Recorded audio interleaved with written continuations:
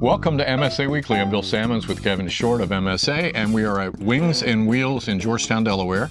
It's an event that's been happening involving cars and airplanes for like 20 years now, I think. Yeah. It's my first time. You've been involved quite a while, though. We have. I don't think we were here year one, but we've been here I think we've done over 16 of these events, and it's really grown in the last 20 years. The event that we're here for now, doing this taping, is the Friday night event, which is inside the hangar, which is going to be a dance. And that's something they added, I don't know, maybe 10 years ago. And that's a cool addition to the festivities. Mostly are on Saturday, but it's there's tons of airplanes. It's a very unique event, and that's the cool thing for us, is to be associated with events that are unique to Sussex County, Delmarva, whatever. And this is definitely one of them. And this is a free event, right? This is, yeah. It's sponsored by the Georgetown Chamber of Commerce. Okay, awesome. Yep.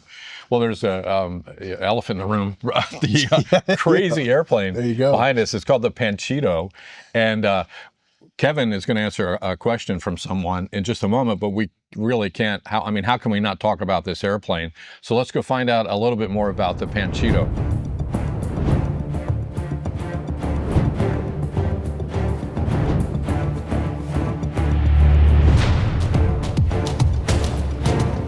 This is Bill Rosick, and he's on the crew with the Panchito. Bill, thank you for coming and tell us about this amazing aircraft. This is the B-25 Mitchell bomber. It was named after a Panchito that was actually in the war. It was made famous by the Doolittle raid in World War II, the raid that right after Pearl Harbor that completely changed everything Japan was doing, and it led to us winning the war ultimately. These planes would fly at low levels.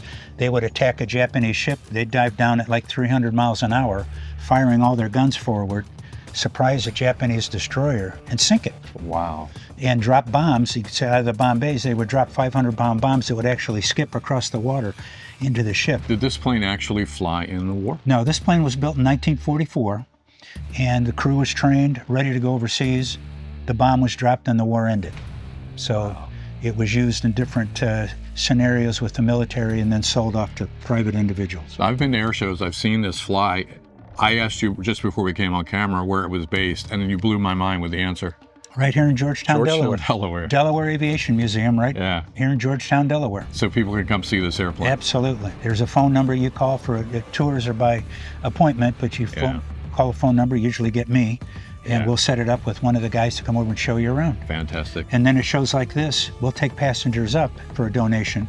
We'll take passengers up in flights on this to see, feel, and see what our guys went through in the war. And I tell people I can feel their spirits when I get in this airplane and fly with them. Well, great. Thank you, Bill. My pleasure. Appreciate it. Thank you.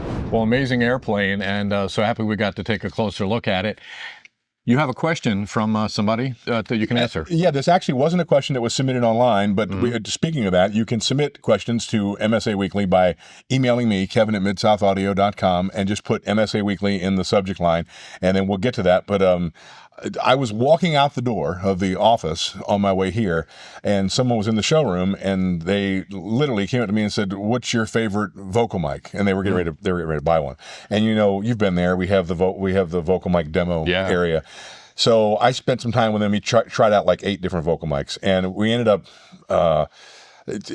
We've got a lot of different mics. He ended up buying an SM58, which is kind of like the most generic, all-in-one, everybody needs one kind of microphone. But I think for his purposes, he's a guy that he's playing in multiple bands, and he wanted to carry his own microphone with each gig. So it's different musicians, different place.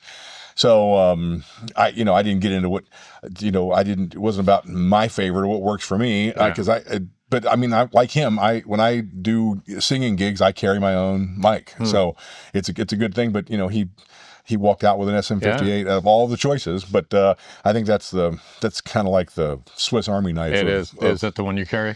Well, actually, I have used one for a long time. Yeah. Currently, Shore's got a brand new mic.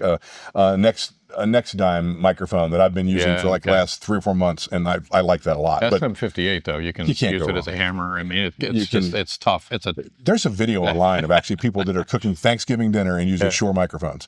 They make the stuffing, they mash the potatoes, Really? and the mics are on. That's actually the audio for the that's video. phenomenal. It's hilarious. Yeah, All look right. it up. Yeah, it's All cool. right. Well, if you have a question for Kevin, Kevin at MidSouthAudio.com. all right, we'll try to answer it on the next show. Thanks for watching. We'll see you next time on MSA Weekly.